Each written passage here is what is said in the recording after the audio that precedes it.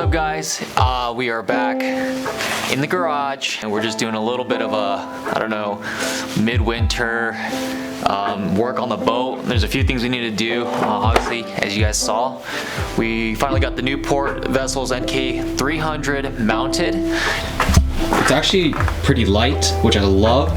I'm hoping this is going to give us a little bit that more speed than the bow mount, that Tarova. Tarova's great, that spot lock is awesome, but when we're just trying to cover water and make those long runs, the Newport NK300 is probably what we're going to want. Now I've got everything on, mounted, still figuring out some of the steering stuff, figuring out how I want to route it, and then I'm still waiting on a few parts for the foot control steering from Tim Percy, but gonna rewire the boat a little bit. This wiring has lasted me about 3 years. This is the plug that goes to my black box and that gives my Garmin its power. It goes down into this little scupper hole part right here that goes into the hole where the the Hobie Guardian cable runs through. Majority of everything works just fine. It's pretty cool. I did add a few things.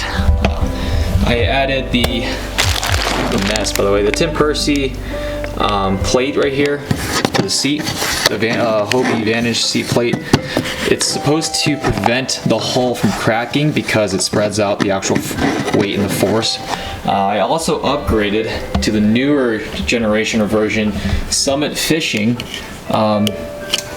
Let's Go pole mount. It comes with the ram ball in here and everything. The old one is this guy. This one was worn out. The new design is a lot better, where it actually doesn't wear out at all. Whereas these screws right here actually dig themselves into this collar, and that's how it has the resistance when you're turning the pole and stuff.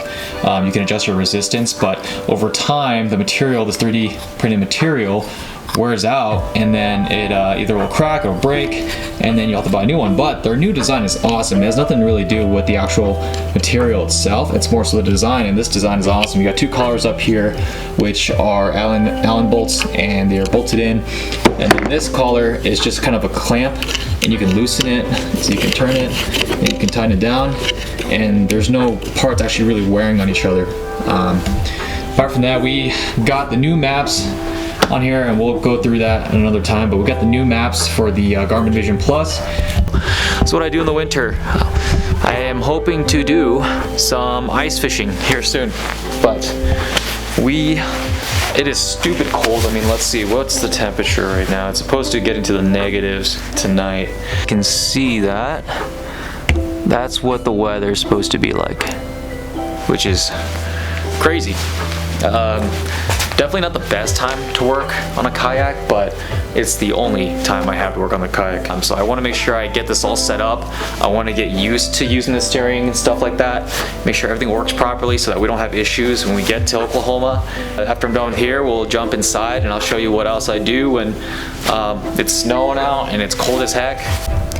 Alright, and we are now in my room, because this is the other thing I like to do is tie jigs. It's a good way to spend the time in the off season. Got to stock up on some jigs and whatnot. I just tied this one, I think, about a few days ago.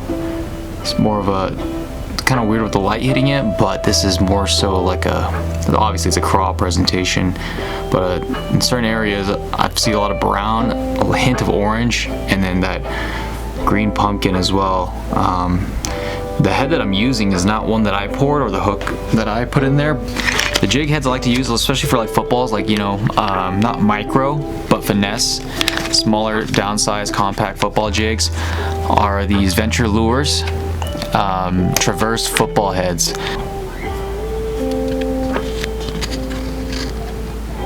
These, you can get these off of Omnia Fishing. Anyways, these jig heads, I like them. They're very similar to the Kitech M2 football heads. The only thing is they obviously don't have a weed guard. And let me take a look, see that? Paint is fantastic on them. Quality is fantastic. The hook itself is medium gauge wire, not too heavy, not too light. You're not going to bend out on anything really, unless you're using like super high a super heavy line and you're just cranking on them fish, which even when I was using 14-pound line and I was working those fish pretty hard, these never bent out. They're very similar to the Kitech, so let me just go ahead and give you guys a comparison. Similar size, pretty much identical, almost identical gauge wire and identical gap right there. But I love these heads, so let's get started. Our skirt material. So I've already picked out the colors. It's gonna be the same thing as the one we just tied. This right here. Let's see how consistent we can get it, but got that kind of like orange right there. It's a more natural orange, which I like. And then we've got this kind of green pumpkin, lighter green pumpkin. And we got that dark brown,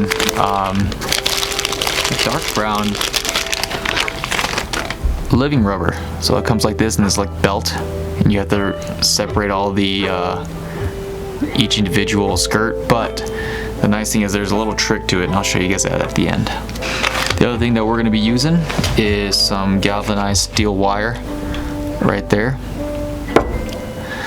This is perfect. One spool will last you a real long time. So what we'll do is we'll pull some out, maybe about 6 inches to 5 inches, about that. You don't need to use too much because a lot of it is just going to be cut off anyways. And then you're going to start gauging how long the skirt's going to be, that way you're not wasting too much. I want enough that it covers the bend of the hook. Gonna cut it. Boom, got that. Now these are gonna be a little bit longer, so we will have to trim these afterwards. Just pull it off right here. Got our orange, which is good. You gotta think about where you want your colors to be. Obviously I want the brown to be on the bottom, this to be, the green pumpkin to be more in the mid layer, and then the orange to be on top. So what we'll do is we'll lay over our wrap, and this right where it meets the head is where we're going to put this steel wire, where we're going to tie it down. So we'll do this, hold it up, and now we're going to go ahead and lay our green pumpkin in here. Just kind of get it on top, make sure it's even, and then what I like to do is make sure it's all secured. Kind of move the material where you want it. Once you're happy with everything, you're going to continue with your wrap. I like to get my skirt material from Living Rubber. I think it's called livingrubber.com. And I'll leave a link in the description on where you can get all these materials. One of these bags goes a super long way. You can tie, I mean, I bought so many, but I barely even made a dent on these. So I'm gonna go ahead and wrap this guy. So there's kind of, it's cinching down a little bit. We'll do about, as you can see, I don't know if you can tell, there's about 3 rings or 3 wraps around. I like to do maybe 4, and that should be plenty. And then as you're coming around to finish the 4th, kind of cinch it down nice and good. Bring it around. Now you got both of the ends sticking up from the steel wire. You're just gonna start twisting them.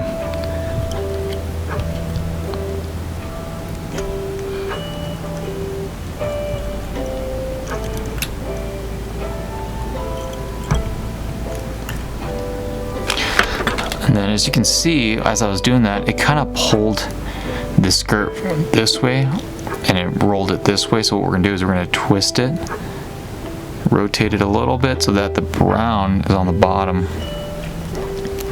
Now, once it's nice and snug, and you know, the skirt's not easily pulling out.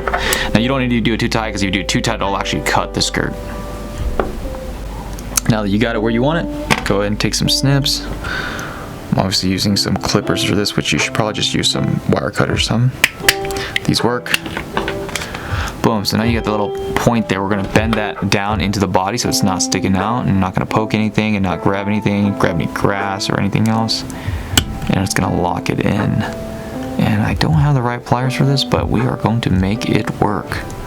Start cutting our lengths for the, flip back on this side. And I think that's kind of where I want it, right there. Boom. And then this is very minimal waste, as you guys can see right there. Very minimal, not too much. I'm gonna show you guys a trick for the living rubber. Instead of having to individually break these apart, what you're gonna do is you're gonna pinch right here, and you're just gonna start pulling like this. As you can see, they're already coming apart. Another good trick is to dig your nail in between the split and pull, and it'll usually separate like that too. Just like that.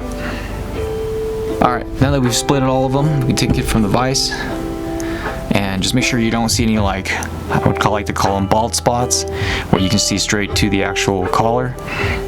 And you can just move around the skirt a little bit if it wasn't aligned properly, or if it moved as you're pulling anything.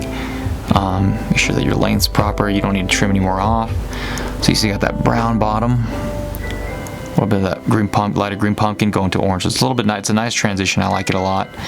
And we'll get some better shots of this and the other one, and see how close we were. Look at that. And that's how I like to spend my time when there's not. And that's what I like to do when there's not too much to do outside. I like to tie jigs, get the arsenal all ready to go. Again, these are the Venture Lures 5/16 ounce football heads. You can get them on Omnia Fishing. Get the skirt tail from Living Rubber. I believe it's livingrubber.com. I'll link everything below.